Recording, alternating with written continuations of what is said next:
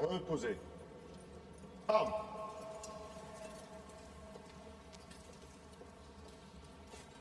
Repos. Carbo.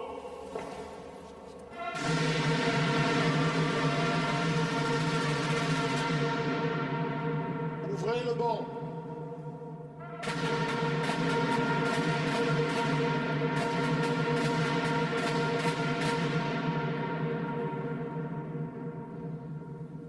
Officiers, sous-officiers, officiers mariniers, soldats, marins, aviateurs et personnels civils. En ces heures solennelles où le pays tout entier commémore le centenaire de l'armistice qui mit fin au drame épouvantable de la Grande Guerre, deux monuments parisiens dédiés aux gloires militaires de la France s'imposent naturellement comme les lieux privilégiés du recueillement. Demain, à l'ombre de l'arche immense, sur la tombe du soldat inconnu, un hommage national sera rendu à tous les morts pour la France, en présence des dignitaires de tous les pays partis au conflit.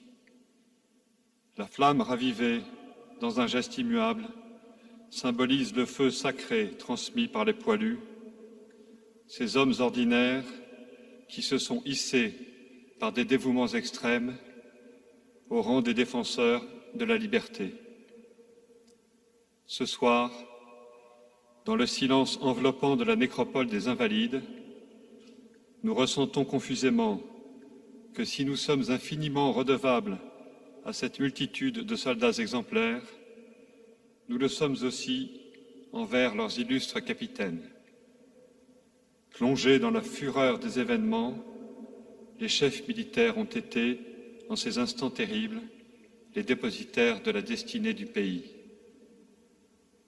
Aucun des maréchaux qui reposent ici n'a cherché, ni même désiré l'honneur d'une telle sépulture.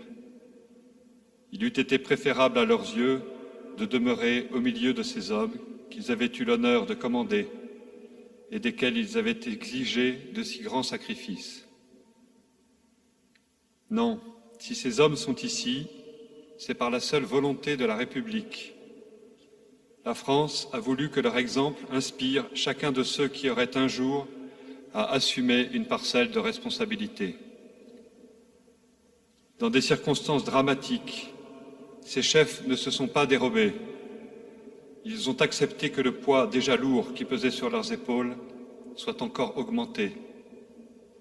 À chaque seconde d'une guerre qui dépassait en horreur tout ce qu'ils avaient pu imaginer, ils ont éprouvé à quel point l'exercice en plénitude de l'autorité est d'abord un service, est avant tout une charge écrasante que leur seule force morale n'aurait pas suffi à soutenir s'il n'avait existé cette réalité du commandement militaire, ce commandement qui constitue une chaîne continue de responsabilités et de solidarités entremêlées par lesquelles il n'y a plus d'individus séparés, parce que chacun est à la fois chef et subordonné. Du caporal au général, du quartier-maître à l'amiral, tous partagent le sentiment de contribuer, chacun à son rang, mais à un égal degré d'importance et d'engagement, à la mission extraordinaire confiée aux armées. Quiconque est allé au feu le sait. Dans cette œuvre collective, les cœurs se tiennent, les corps se soutiennent, l'autorité se conjugue, les responsabilités se complètent.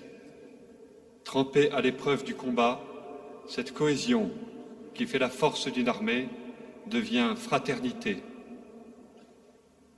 Franchet-des-Prés, Foch, Fayolle, Monoury et Lyotet, et les chefs sous leurs ordres, connaissaient leurs hommes, les comprenaient et les aimaient. Ils ont veillé à maintenir avec eux cette confiance mutuelle qui donne à l'obéissance militaire toute sa vigueur et tout son sens. C'est parce que cette confiance existe que chaque subordonné adhère à l'ordre reçu jusqu'à accepter de risquer sa vie dans l'exécution de la mission. C'est parce que cette confiance demeure que chacun, devenu chef à son tour, est prêt à assumer la responsabilité vertigineuse de donner un ordre qui peut engager la vie des hommes qui lui sont confiés.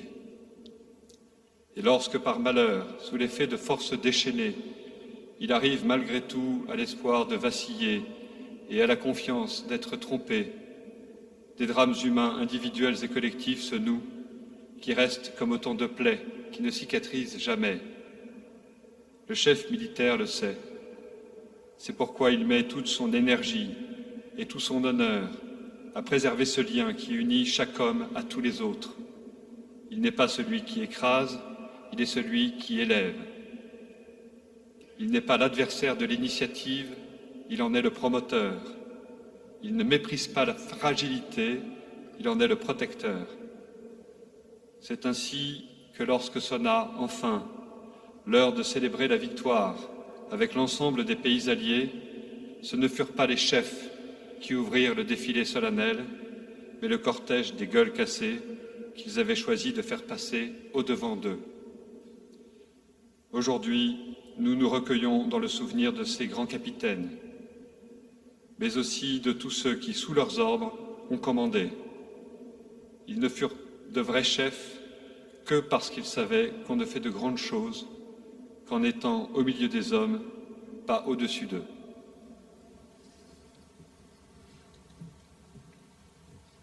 Fermez le bord.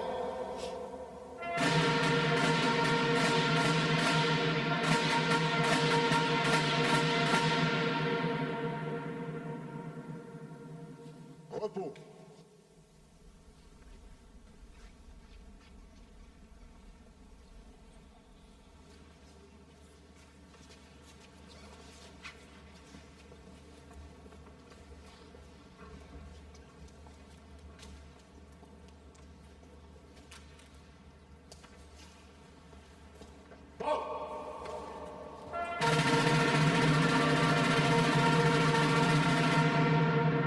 Présentez.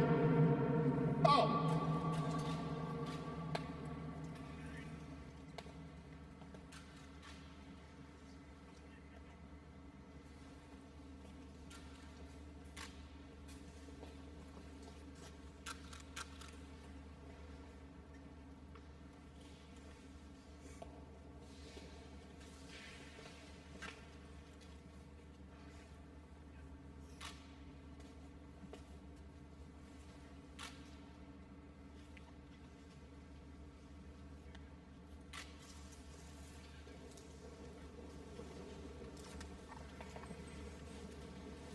Reposez. Armes.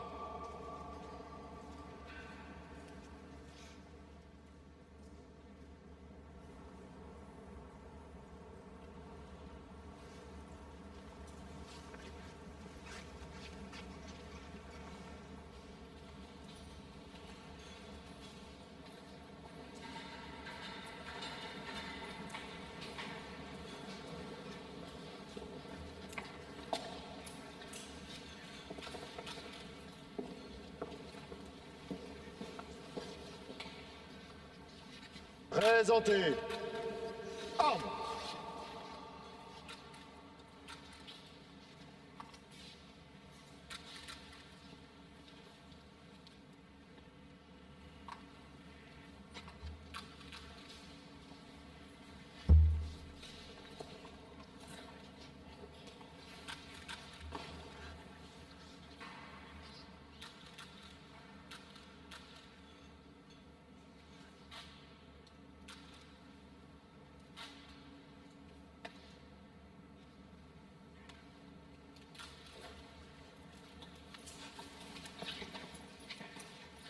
Reposez.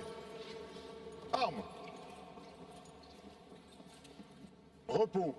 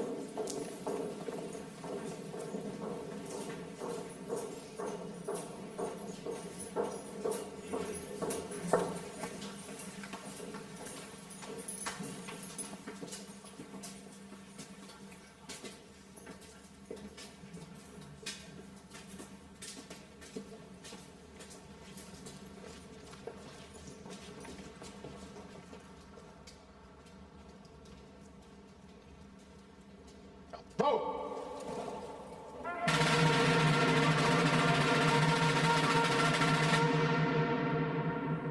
Présentez. Armes.